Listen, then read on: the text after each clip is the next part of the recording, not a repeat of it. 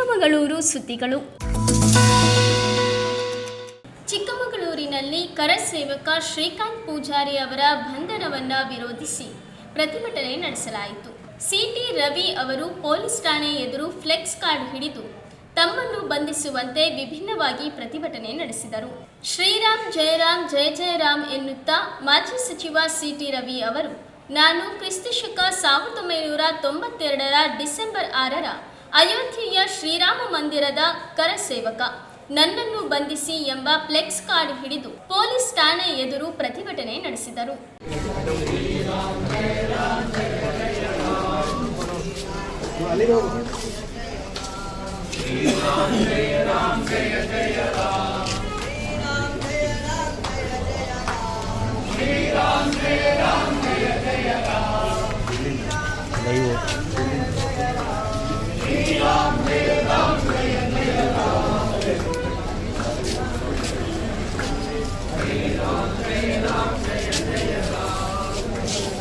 ಚಿಕ್ಕಮಗಳೂರಿನ ಎಸ್ಟಿಜೆ ಕಾಲೇಜಿನಲ್ಲಿ ಸಾವಿತ್ರಿಬಾಯಿ ಫುಲೆ ಅವರ ಜನ್ಮ ದಿನಾಚರಣೆ ಪ್ರಯುಕ್ತ ಕಾರ್ಯಕ್ರಮವನ್ನು ನಡೆಸಲಾಯಿತು. ನಮ್ಮ ಜೀವನವನ್ನು ಭವಿಷ್ಯದಲ್ಲಿ ಹೇಗೆ ರೂಪಿಸಿಕೊಳ್ಳಬೇಕು ಎಂಬ ಒಂದು ಅಗಾಧವಾದ ಶಕ್ತಿ ನಮ್ಮ ಮುಂದೆ ಇದೆ. ನಾವು ಗ್ರಹಿಸಿದ್ರೆ ಮಾತ್ರ ಅದು ಅಗಾಧವಾದ ಶಕ್ತಿ ನಮಗೆ ಅರ್ಥ ಆಗ್ತದೆ. ಆ ಒಂದು ಅಗಾಧವಾದ ಶಕ್ತಿಯನ್ನು ನಾವು ಮನನ ಮಾಡಿಕೊಂಡು ನಮ್ಮ ಜೀವನದಲ್ಲಿ ಅಳವಡಿಸ್ಕೊಂಡಾಗ ಮಾತ್ರ ನಮ್ಮ ಜೀವನ ಉಜ್ವಲ ಆಗ್ತದೆ. ಅಂಥ ಒಂದು ದಿನ ಇವತ್ತು. ಇದು ಬಹಳ ಪವಿತ್ರವಾದ ದಿನ, ಅದ್ಭುತವಾದ ದಿನ. ಈ ಸಮಾಜವನ್ನು ಸರ್ವಾಭಿವೃದ್ಧಿಗೆ, ಪ್ರಜಾಪ್ರಭುತ್ವದ ಈ ವ್ಯವಸ್ಥೆ ಒಳಗಡೆ ಚಿಕ್ಕಮಗಳೂರಿನ ಪ್ರಮುಖ ರಾಜಬೀದಿಗಳಲ್ಲಿ ಅಯ್ಯಪ್ಪ ಸ್ವಾಮಿಯ ಮೆರವಣಿಗೆಯನ್ನ ಅದ್ಧೂರಿಯಾಗಿ ನಡೆಸಲಾಯಿತು. ನೂರಾರು ಭಕ್ತಾದಿಗಳು ಮೆರವಣಿಗೆಯಲ್ಲಿ ಪಾಲ್ಗೊಂಡು ಮೆರವಣಿಗೆಗೆ ಕಳೆ ತಂದರು.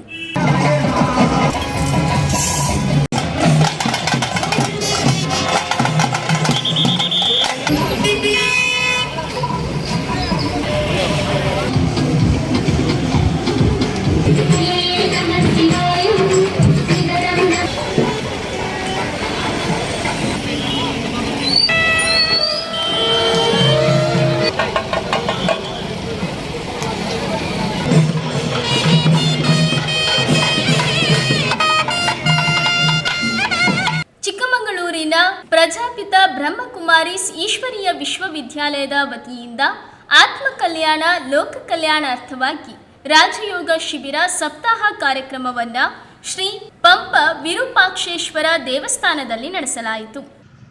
ಇದು ಫಸ್ಟ್ ಟೈಮ್ ಅಲ್ಲ, ಇಲ್ಲಿ ಬಹಳ ವರ್ಷಗಳಿಂದ ಕ್ಲಾಸ್ ನಡೀತಾ ಇತ್ತು. ಈಶ್ವರೀಯ ವಿಶ್ವವಿದ್ಯಾಲಯದ ತರಗತಿ ನಿರಂತರವಾಗಿ ನಡೀತಾ ಇತ್ತು. ಮಧ್ಯದಲ್ಲಿ ಕಾರಣಾಂತರಗಳಿಂದ ಅದು ಸ್ಥಗಿತ ಆಗಿತ್ತು. ಈಗ